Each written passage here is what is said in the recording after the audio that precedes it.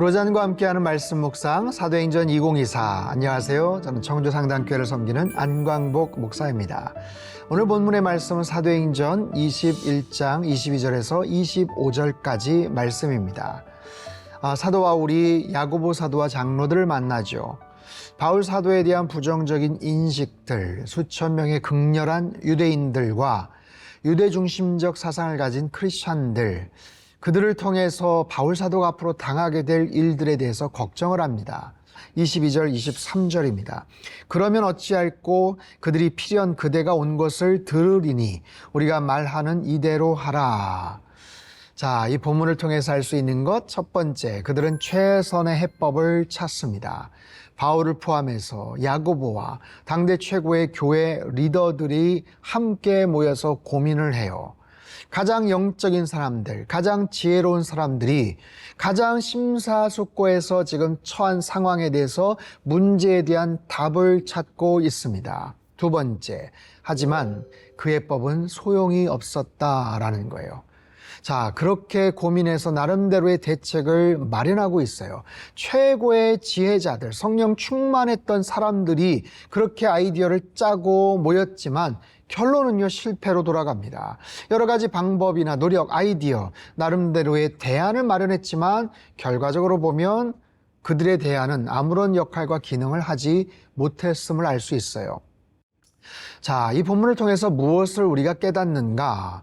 이처럼 때론 인간이 참 무력하다라는 거예요. 최고 지도자들이 가진 나름대로의 최상의 해법을 그렇게 가졌음에도 불구하고 전혀 쓸모가 없고 무의로 돌아갈 수 있음을 우리는 알아야 됩니다.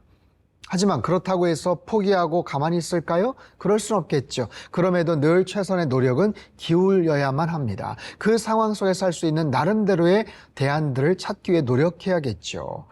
자, 그들의 대안이 무엇인지 좀 더 구체적으로 보겠습니다. 23절, 24절. 우리가 말하는 이대로 하라. 서원한 네 사람이 우리에게 있으니 그들을 데리고 함께 결례를 행하고 그들을 위하여 비용을 내어 머리를 깎게 하라. 그러면 모든 사람이 그대에 대하여 들은 것이 사실이 아니고 그대도 율법을 지켜 행하는 줄로 알 것이라. 바울이 나실인 결례의 경비를 대는 거예요. 율법과 조상들의 관습을 봐라, 사도 바울이 존중하지 않느냐라는 것을 알려주기 위함이죠. 이 나실인 서원은요, 성전에서 희생 제사를 드리면서 끝마치는데요.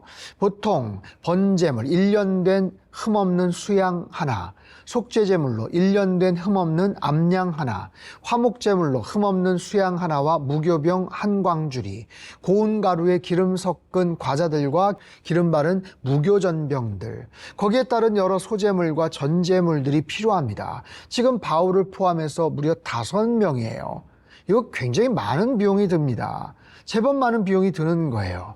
그것을 바울이 지불하고 그 일들을 감당하면 어떻겠냐라는 거예요. 그러면 이 정도의 정성과 비용을 들여서 결례에 동참을 하면 그들이 오해를 풀지 않겠냐? 자, 봐라, 바울은 율법을 소중히 여기는 사람이다. 그리고 어려운 사람들을 위해서 그들의 경비를 댔던 굉장히 경건한 사람이야 라고 오해를 풀 수 있지 않겠냐라는 거죠. 결과는 어떻게 됐어요?